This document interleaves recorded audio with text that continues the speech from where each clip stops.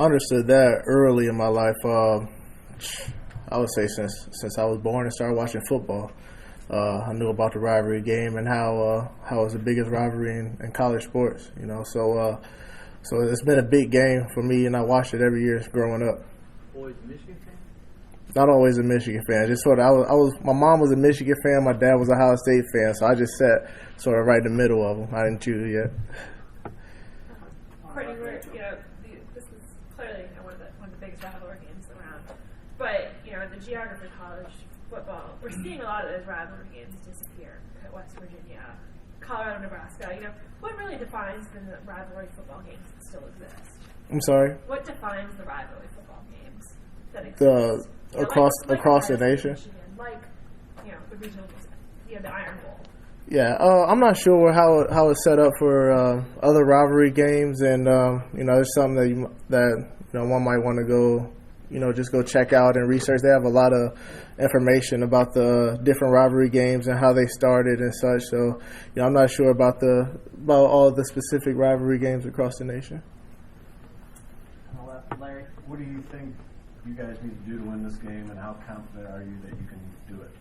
Just got to be consistent. We got to be consistent, and we got to finish. We got to have all three phases of the team in full effect, doing their best on Saturday. So that's offense, defense, and special teams. Everybody just got to come out and give their best, and we got to have great preparation this week and just come out and perform. Courtney, Ohio State's obviously in the contention for the BCS championship, perfect record, winning streak, and all that. Is there any kind of motivation among the players that you guys could ruin what's been a great season for Ohio State? We don't really look at it as, ruining it for anyone. We were more so just focused on ourselves. And like I said, we're focused on giving it our best shot, putting ourselves with our week of preparation in our best position to be successful in the football game. You mentioned being consistent is the big key. Coach Hoke mentioned that as well. Is there anything that you can do as a senior and a team leader to make sure that this is the week? Obviously, all the other 11 weeks are in the past, but that this is the week that the consistency all comes together. Yes, and that's just that comes from the captains, come from the seniors. Just passing it down to the younger guys. Just getting them all on board, and I think they are. We had a meeting and we talked about everything, and everyone knows this is a week. Everyone knows this is a rivalry game, and if you need a big pep talk to get ready for this week, then you shouldn't be part of this rivalry. back right, Jeff. I just wanted to clarify something Brady said. He said you guys practiced this morning, and I wondered, was that the first time this year, or even the first time you've done it since you've been here? No, sir. Was it the first time this year? No. On Monday morning? No.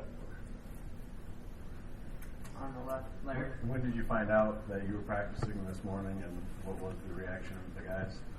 Found out after the game, after they handed out the schedules. And, it's Ohio. We're all ready to go. Anything that these coaches feel we need to do, anything that, these us seniors and the leaders of the team feel we need to do to be successful to win this game, then that's what we're going to do. Front right, Chantel. All right, Courtney. You guys have talked a lot about consistency, the players and the coaches, and its consistency of play from play to play and getting 11 guys on the same page and all of that good stuff. Do you have problems with that in practice too, or is this more of a game spasm things you guys go through? I mean, no one's gonna play a perfect game. No one's gonna have a perfect practice. So it's so you have practice, you make the mistakes, you correct them, and then in the game, you hopefully you remember the mistakes that you made and you correct them. However, but no one's gonna play a perfect game. So the key is to get as many guys playing as hard and as perfect as they can as possible. And so that's what we plan on doing, just practicing hard to get the most perfect play that we can get for Saturday.